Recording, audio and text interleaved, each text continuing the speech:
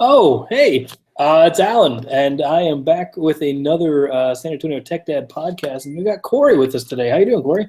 Hey, buddy, what's up? Oh, hey, not much, not much. Just trying to get back and get in another podcast here. Took a couple of weeks off for some holidays. Yep, Did you have a good Thanksgiving?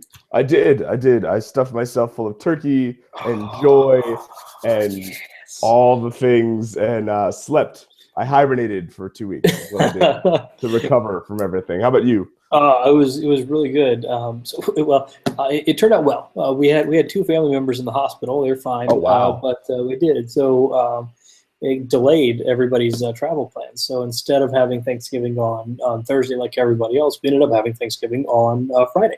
Oh, wow. And so we just kind of chilled out at the in-laws' house on Thursday, and everybody showed up really late Friday night, and so then while everybody else was out shopping and everything, we were just hanging out and cooking turkeys and having a couple tasty beverages. So it was a good time, and yeah, it was a different way to do it. And I kind of actually like it. I'm kind of tempted to just say I'm going to travel next Thanksgiving when there's less people on the road, and then eat dinner the next day. I mean, it's I've had many Thanksgivings. My father used to work a swing shift, so we used to have he would work on Thursdays. So Friday was our big Thanksgiving day. So like having a Thanksgiving on Thursday has always been odd to me. I'm like, really? So that's the day everybody does it. I was always the day after, and it's great. You get so much done on Thursday. You're like, right. wow, there's we don't have to go anywhere, or we can go somewhere, and everybody's off the road or something like that. And then Friday comes around, you're like,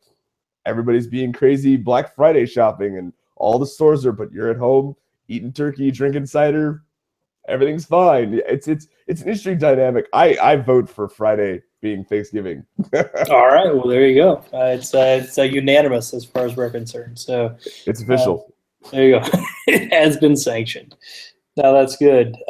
So while we were waiting on Thursday, I was kind of I guess I'll say in reaction to some of the other tweets and Instagrams and things like that I saw. I started to tweet out some trollish questions about Thanksgiving, and around 10 o'clock in the morning, I said, "Oh man, maybe we should have taken this turkey out of the freezer before this morning." And like, how long does it take a 20-pound turkey to thaw?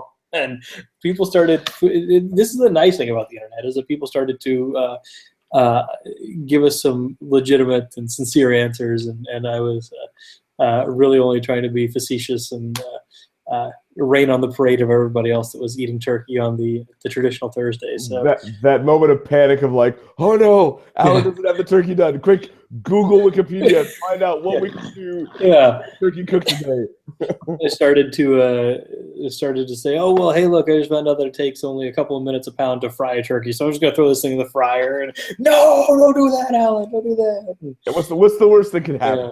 Then it went full on narrative, and then I ended up saying, "Oh, hey, well, we're going to make this work. We've got a whole bunch of leftover Oscar Mayer turkey breast, and we're going to just eat some sandwiches." I got a lot of people saying they wish me well, but yeah, it was fun. It was fun to play around like that and use Twitter for somewhat for enjoyment, at least of myself. So. Which you did today, by the way, which you almost got myself. That I almost responded to you in concern.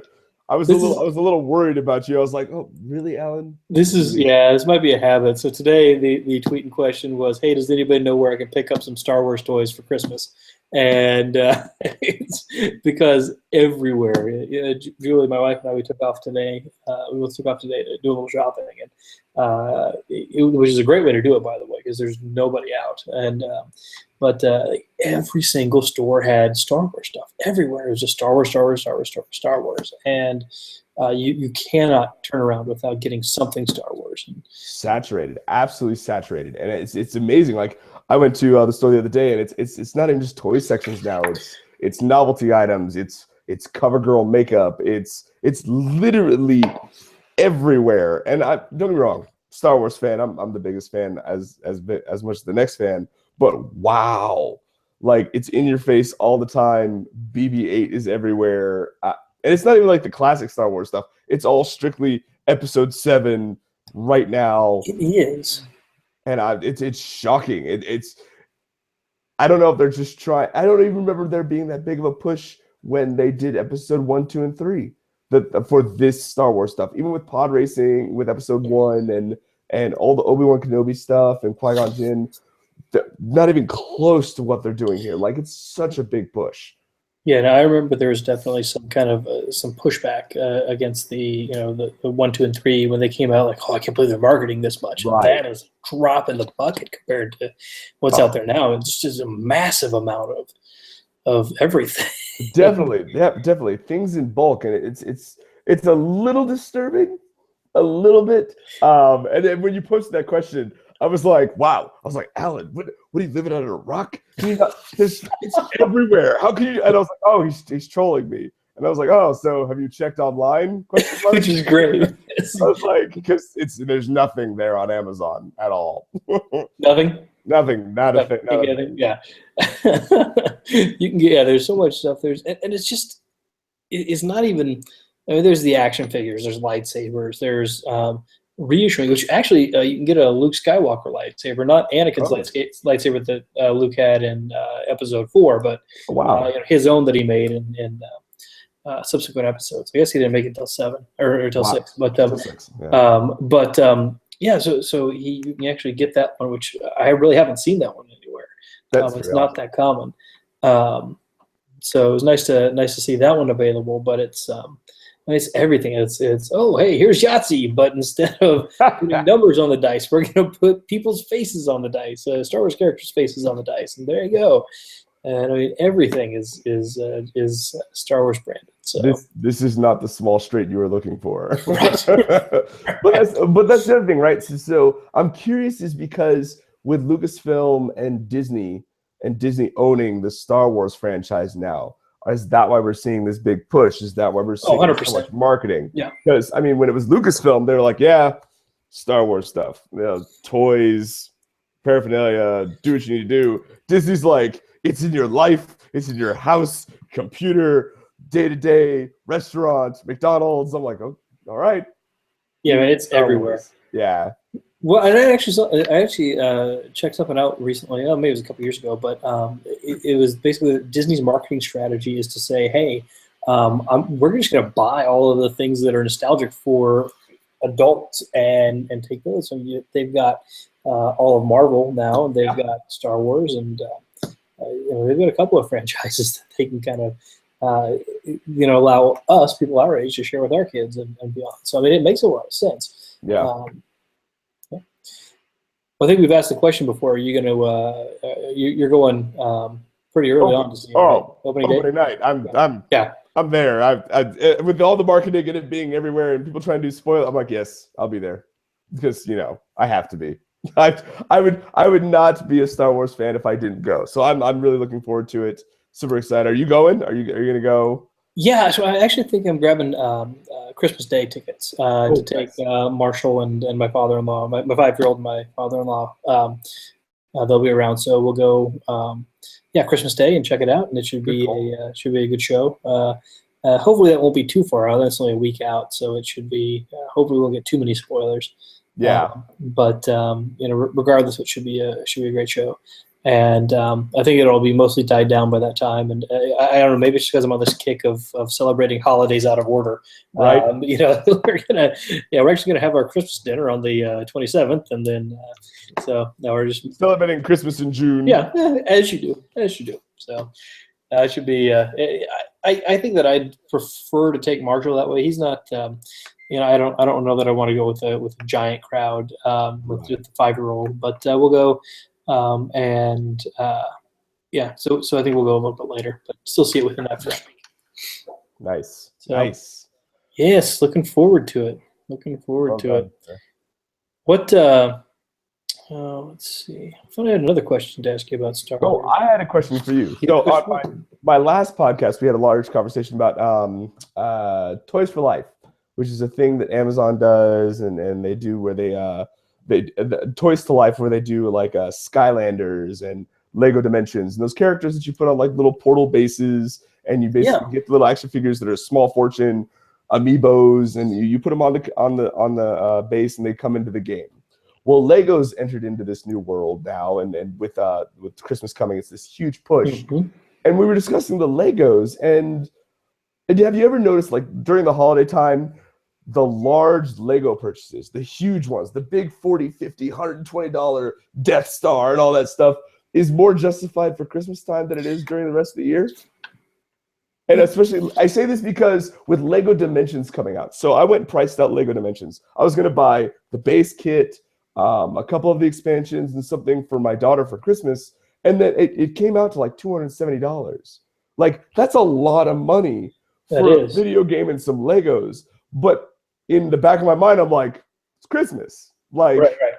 It's a great time to buy this. And you always notice, like, parents buy it, and being parents ourselves, we're like, oh, it's the Lego City set. It's the $120 set, but it's Christmas. So, well, I think that I think there are a lot of people that save up for Christmas, or Hanukkah, whatever holiday you might be celebrating this time. They're saving up, for this.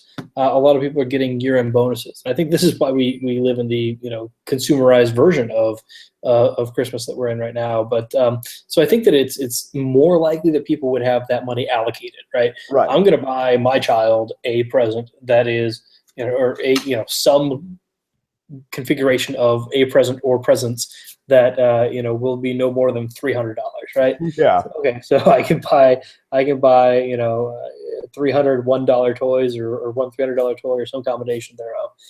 So I think that's more likely. I think the other thing that like the Toys to Life thing has going for it. What's interesting is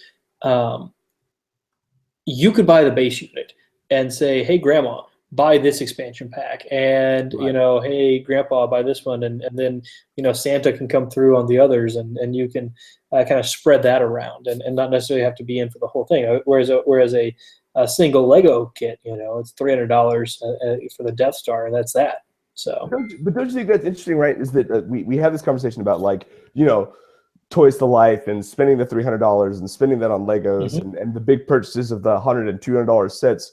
It's a huge deal for Christmas, but when it comes down to buying, like, an iPhone or a Kindle or a tablet, we're much more open to the idea of buying that as soon as it comes out rather than waiting till the end of the year. Like, because it's technology, we want to have that on the bleeding edge, but because it's Legos, we'll get to it. You can have that at the end of the year. But the iPhone, got to have it now. Got to have the latest Android device. Got to have this, that, the other. Even for kids nowadays, like, you got to have this now. So it's an interesting consumer idea, especially around the holidays, like how we're so bent on having the latest and greatest technology ASAP, but for toy blocks, that's a Santa gift. Well, it's a Santa gift. It's also a well, I'm not going to buy it for myself, right, it's not for me, but I'm going to buy it for my child. Yeah.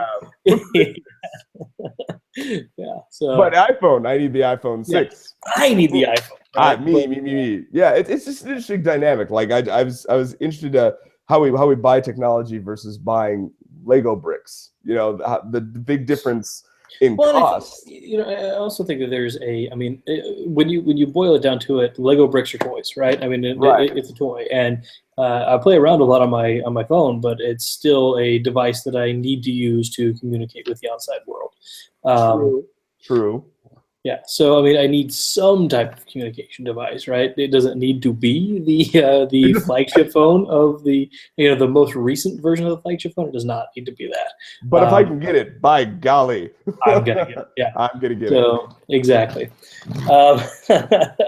Santa's bringing you an iPhone 6 in your stocking, the latest Android, whatever Google's new phone is. The Nexus 6P, if anybody is out there doing a little Christmas shopping for me. So tis the season. You're going to get one in your stocking if you're a good boy, Alan. I certainly hope so. So we'll see what comes of that. Or the new Windows Nokia Lumina. Yeah, okay. Hello, Windows Phone. I certainly hope that comes with an exchange. So, yeah. Cool. I think the other thing I wanted to talk about was how far should you go when you're doing your kids' homework? Yes. All right. I cannot wait to have this discussion. Okay. Yes. Go. All right. So discuss. We're gonna have this. We're gonna have this discussion because I'm in a little bit of a different boat than most people. So my daughter goes to a Spanish immersion school. So for people that don't know what that is my daughter has been going to school, grade school. She's in 4th grade now. She'll be in 5th grade next year.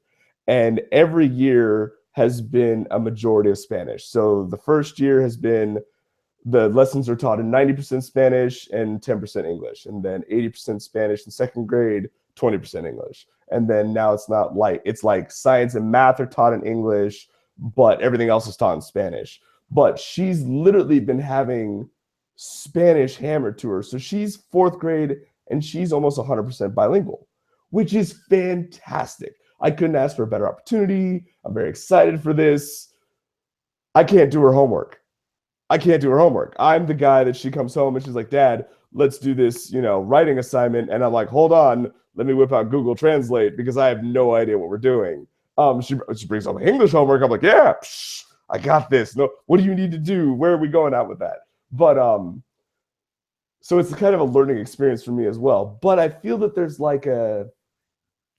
only so much that you should do when helping your kid with their homework. Like there's only a certain limit that you should be able to do. You want to give them the answer. You want to be like, hey, this is how you got to it. This is how I would have solved it. This is the steps taken to get from point A to point B. But you kind of also want them to get to that point on their own. And you have to deal with that frustration of be like, no, this is how this goes. This is where we get to here. Look at this equation. So no, I think there's a big, I think you nailed it. It's like you want them to feel that frustration on their own, and it's you need to let them understand that it is frustrating to do things a certain way. So my son, he's 5 years old.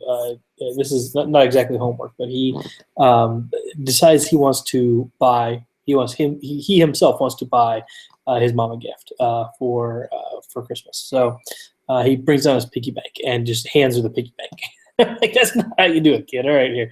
So let's go do this. So we go and we bust open the piggy bank and we send mom off on an errand to do something else. So she doesn't know. So it's going to be a complete surprise to her now. So she goes off, and so we bust open the piggy bank and we start to stack everything up. And, okay, so these big ones, they're quarters, all right? So you put 4 of them in a stack, that's $1. Okay, but these tiny little ones here, these are dimes. You need 10 of those to make $1. And these copper ones are pennies, and you need 100 of them to make $1. So it's kind of getting an idea of how much they are. And I have him, sort them all out, and he's sorting them everywhere. And he's like, it's taking forever. And so we get them all ready to go, and we put them into the rolls. And then I take them as the bank, and I so we go off to the store and buy her a present. But my wife saw us doing that, and she's like, "Oh, hey, take our jar of money and take that and count it up, and let's cash that in." So I'm like, heck no, I'm not doing that again. So I took it over to the Coinstar and dumped it in. And my son is like, wait, what's this? Why did we go through the trouble of counting when all you got to do is dump it into the cool machine that ingests coins and spits out money? And I'm like, well, I wanted you to understand. You need to learn the lesson of this is how it works. And so he kind of, I think he figured that out a lot more than if we just said, I'm going to turn this jar of metal money into paper money. And that moment of well, Dad, back in my day we didn't have Coinstar, so you're gonna learn how to count because that's how I learned how to do it. So exactly. And that's it's valid. I mean, it's a valid explanation, but with technology and everything nowadays, and a lot of things are a lot easier. So my daughter's a perfect example. So she is, if she gets stuck on something in Spanish that she doesn't understand, she's all like, Dad, just Google Translate.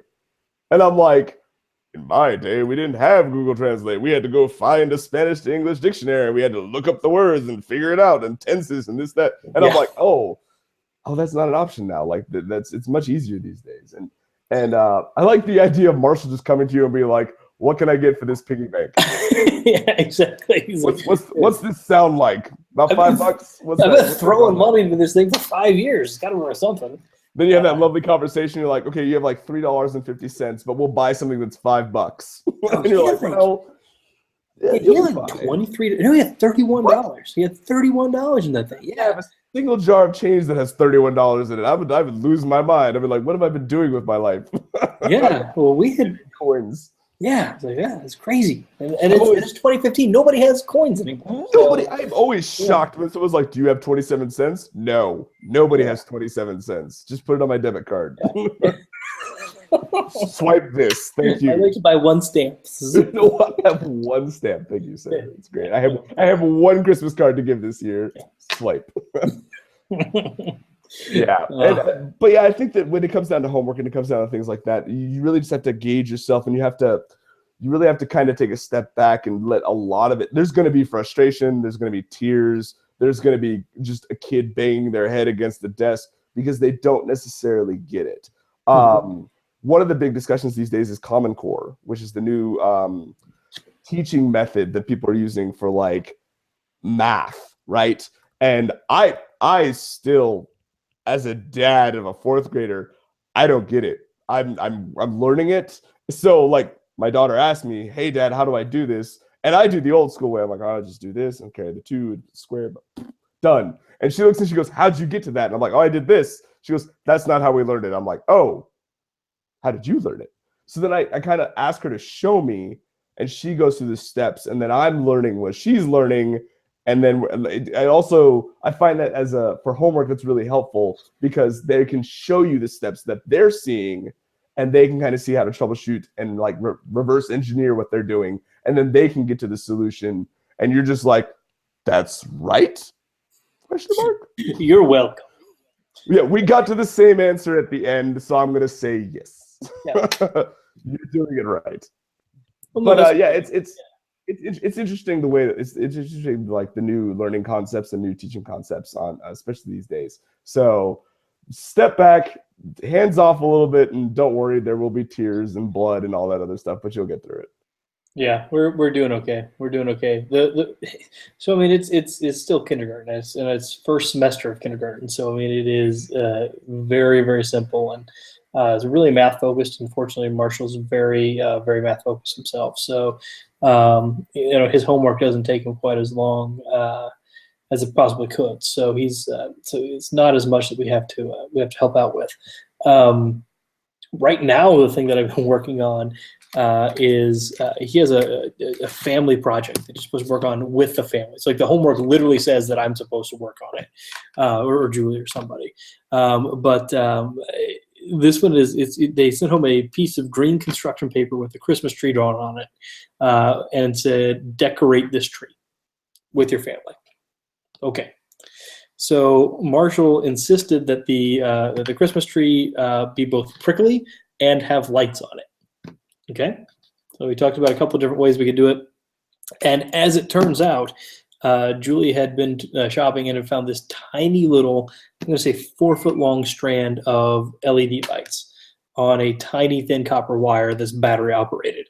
So I'm like, okay, we're going to do that. So I've gotten to this point right now where let me hide this and tidy it up a little bit, but have a functioning Christmas tree, and I put a little shag on it. So I think that my work here is done at this point. So this is I'm going to hand it over, and now it's Marshall's turn to put something else on it. But no, this is the thing where there's a lot of hot glue holding this thing together and things like that. So I don't trust him with a hot glue gun yet, so we're not gonna give that to him to go there. But no, it's I think that I don't know. I want him to see that some of these things are possible. I don't want to just be like, "No, kid, here's some crayons, draw some ornaments." But at the same time, I'm like, what if I just add a little bit more fringe here, and then it could be a more 3-dimensional tree. Right, you like put your take on it. You're like, "Hey, Marshall, we're gonna make this awesome tree, and then here's a little bit of Dad in it." It's great because he's going to bring that. He's in kindergarten, and he's going to bring a copper wire LED Christmas tree to school and be like, "Merry Christmas." And the teacher's gonna be like, "Really?" The teacher's gonna be like, "I don't know. How did you put that together?" I'm glad that you asked your parents, and Alan's gonna be like, "Yes, take a picture standing with the tree." Oh, they're just Science gonna be fair like, winner. they're gonna be like, okay, well, tell your mom she did a great job. I'm like, no, it was me. You're like, it was all me. I was the one that did it. She just bought the lights. Yeah, I could see that happening. But it's funny though. Like, so I love that that's like your stopping point. You're like, so we've added copper wire, we've made it light up, we've added fringe. All right, Marshall, put some colorful balls on it.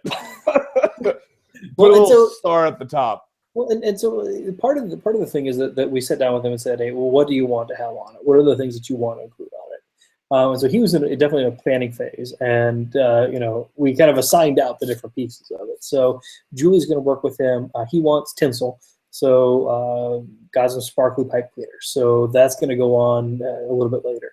And then I don't know what she found for ornaments and things like that, but all of that's going to go on in phases. And I'm like, again, I'm not going to trust him with the hot glue gun yet. So, but if he says, hey, put the ornament right here, we're going to help him out with that. So I like to think that the teacher sent this project home with Marshall, thinking that help from a parent was to cut it out with scissors, right. Possibly use the glue stick. Right. And you're like, no. That's not enough.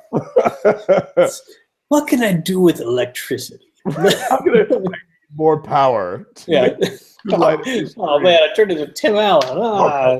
Oh, that's madness, sir. Okay, well, so we did that in my household. This is the first year my daughter has her own Christmas tree. Like I bought a real Christmas tree, and that's the house Christmas tree.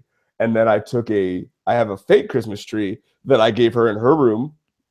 She had a budget of $25, took her to the store, let her buy her ornaments, her decorations. The only rule was no tinsel, because I have animals, and that's all I need to pull out of animal butts is just tinsel all day long. My cat, no, it's not going to happen. So I took her, she bought her ornaments, her decorations, her idea. I built the tree and said, go. And she was like, all right. And she bought a little strand of lights, and she bought the little balls and the ornaments and the things. And it's her tree. It's in her room. It's her design. And it actually came out pretty good. So I was kind of proud. I was like, all right, good job. Well done. So, and then of course my son's like, well, I need to do a Christmas tree, Dad. I'm 2 years old and I need to have a Christmas tree. I was like, listen, we're going to do a felt Christmas tree for you. We're going to put this on the wall. And here's some felt things that you can put on your tree. And he was like, this is the greatest thing ever. He's like, put things all on the tree, and that's great. So I'm like, all right, we have 2.5 Christmas trees, maybe. But yeah, I thought that was another thing like you. I was like, so what do you want to put on this? Let's get some things out. Let's cut these things out. Let's create them. Let's be creative. Let's get the strand of lights. Let's get this star on the top. Well, and I was like, go, be free. Here's your budget. Have at it. I will assist where I can, and we'll go from there. So. Very nice. I like those projects where you can let them have a little bit of aspects with it, because your daughter was able to incorporate budgeting and incorporate planning ahead of time and trying to figure out, and really budgeting, especially at that level, comes down to, okay, what is important to me? What do I want to, what do I want to do? She could have bought $25 for the lights and had a Christmas tree that you could see from the sun, or you could. Or she could have, done whatever, and then you put the parameters, no tinsel. So it had a lot of stuff to work with, and that's good for. It was good because you end up having that. You end up watching her having to start thinking, and the steam coming out of her ears, because she's like, I want this, but this is more than these two items. Do I want these two items over this item? And really start thinking about what she wants to do. And it was an interesting process to watch in the store, but I think that the end result was totally worth it. So, absolutely. Well, good. Well, I think that's about all I had. You don't have another book review for us, do you? I don't have a book review because I've been reading everything that I've been talking about for the past couple. Oh, I do. Hold on. And this is where Corey dashes off to grab another book. Wonderful. Let's see how long it takes Corey to make his way back with a book. Right. There he is. Live. I didn't think about it. So I had this book. So one of the things that we had talked about in the last couple episodes, we've always had a book about things that dads can do with their kids, or things that good reads for dads or good reads for adults. And I was listening to the last couple episodes, watched the last couple episodes, and I was thinking about it. I was like, we haven't had any younger kids books, like kid books that you can read with like your 2-year-old and your 3-year-old or whatever. So I have this book that I kickstarted. It's called, there's no title, The Bear, right? And it's actually done. It's a beautiful book, and it's done by Ryan Sommer, and you can see some of the artwork here. It's beautiful artwork, but what I find most fascinating about it is like it's little poems that are put together. As everything changes, you will adapt. I'll worry while you thrive, and it's literally like the growing up process of little animals and their baby characters, and it's a beautifully illustrated book. There's one thing in here about like, oh man, I can't even remember what it's about, like AC/DC and like things that your parents want. This might foil your plans, both present and future, but when your eyes are closed, yeah, I can still see you. Like there's very in-depth conversations in there that, like, for parents and kids. For kids, it's great because it's this poetic book with bright colors that my son loves. So my 2-year-old just absolutely loves just like reading the book together. But there's some stuff in there like, hey, good night, sweet dreams. I will always sing you, sweet child of mine. And you're like, why, yes, I love that song. And there's nuances to the parents that they will enjoy it as well. It was on Kickstarter. You can pick it up on Amazon. It's called The Bear. It's what it's called. It's a fantastic book. I'm going to pull the link up right now. But it's a fantastic book. He's working on another one right now, and it's just one of my definite go-to, especially for the holiday time. Here's the link. You can put this up here. Especially around the holiday time, it's a great book to give to people like new parents that are looking for those books, but looking for something a little bit non-traditional. Rather than like the typical Caterpillar books or like the golden books by Disney. It's something different. It's definitely a keepsake. It comes in this beautiful cover with a bookmark and all sorts of fun stuff. I can't recommend it enough. It's a fantastic book. Again, Ryan Sommer, who is also a famous webcomic artist, webcomic writer, okay. And great guy, hilarious. I can't recommend it enough. But yeah, I thought I'd throw in a younger people's book so that you can be like, hey, I'll have another one next week for the younger folks as we get closer to Christmas. Yeah, there you go. I was just thinking about books, and I was like, I have all these books for dads and like suggestions for geek dads and night books for references and this. And I was like, what about the little kids, man? You gotta read little kids books every now and then. So that's great. I think it's something that you mentioned something that I see a trend more where you have people who are including the parents. I think Pixar really started to do that when they're like, hey, there are going to be adults in the theater with these kids. Let's make it something that's not mind-numbingly horrible for the parents. And they did a great job of that. And then, with throwing in some Sweet Child of Mine and things like that into it, it's something that's a little bit more appealing to the parents. I love seeing things that are more appealing to the parents than to the, well, not necessarily more appealing, but at least acknowledge the existence of the parents. Right. We have to sit through it too. So yeah, and I agree with that, most definitely. Well, great. All right. Well, I guess we'll wrap it up there. Thanks, Corey. Yeah. Let's go ahead and get out. One more thing before we leave. But that's not all. You're drinking a beer. I am. So let's talk about the beer, because I have a beer to review too. So. All right. Well, Corey is leaving again. I'm going to talk. I've got Citra on Top from 903 Brewers up in Sherman, Texas. It's something that I grabbed. I grabbed a 6-pack of it while I was up in Plano at the in-laws over Thanksgiving time.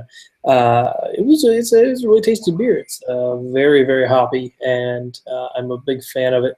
I like that a couple of interesting things about just the can itself. Like the can is just a plain aluminum can that's been wrapped in a plastic wrap. So I mean, that's an interesting way of going about actually preparing this. I imagine that it would allow them to control their costs a little bit more. They can make a smaller run of cans without having to print directly on the cans.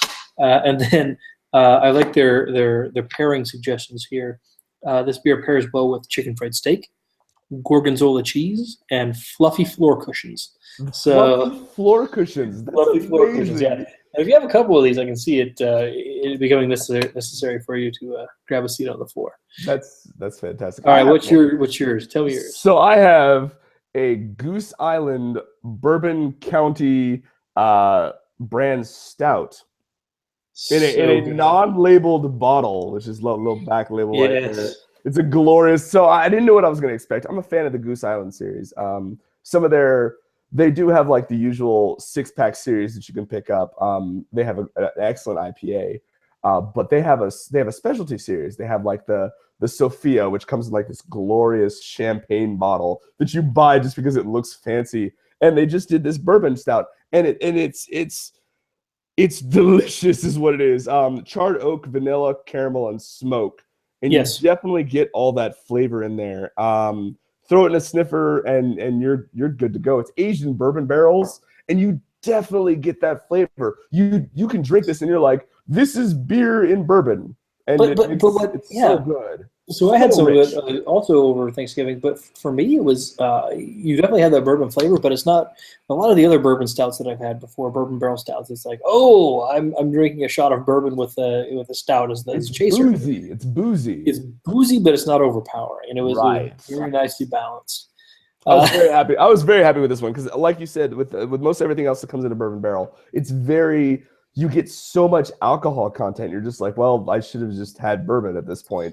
This is, you can actually enjoy it, sip on it, and enjoy it with whatever your Thanksgiving, Christmas meal is. And especially in the wintertime, stouts are fantastic in the cold weather. And I can't recommend this one enough. If you can find it in your local store, definitely pick it up. Absolutely second that one.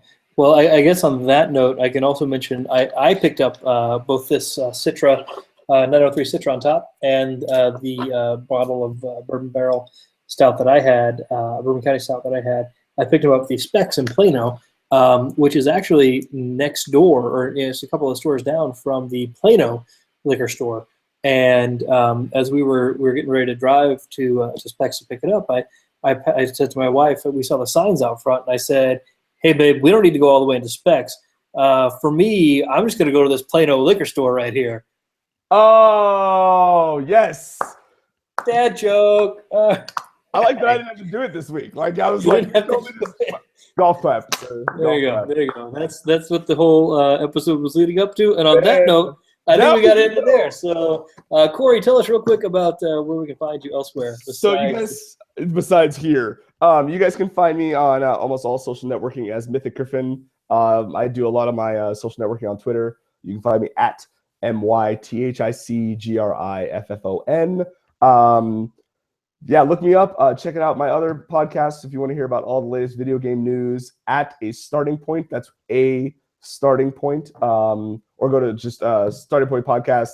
Look that up. You can't. Myself and Brian Bentley. We do it once a week. Discuss all things video games and greatness, special guests, all that other fun stuff. And Alan, where can they find you at, bud? You could oftentimes find me listening to A Starting Point. By the way, the thing about a couple of shows back where you're talking about Apple taking away the headphone connector. Man, I almost didn't talk to you again after that. Don't be mad. I'm siding with Brian on that one, but no, Alan, no. We don't have to tell Brian. He'll never know. Just between you and me. Don't watch this episode. I am on most social medias as at Alan Bush, except for on the World Wide Web, where some dude is just sitting on that domain and stealing it from me. I also do a little bit of improvisational comedy. I'm doing it this weekend, actually. Comedy Sports here in San Antonio, Texas, on the 12th of December. It's tough to say December already, but it's 12th of December at 7:30. Comedy Sports San Antonio. I'll be out there. And that's about it. So thanks, Corey, for joining us today. And we'll go ahead and sign off and say see you all next time. Thanks, guys.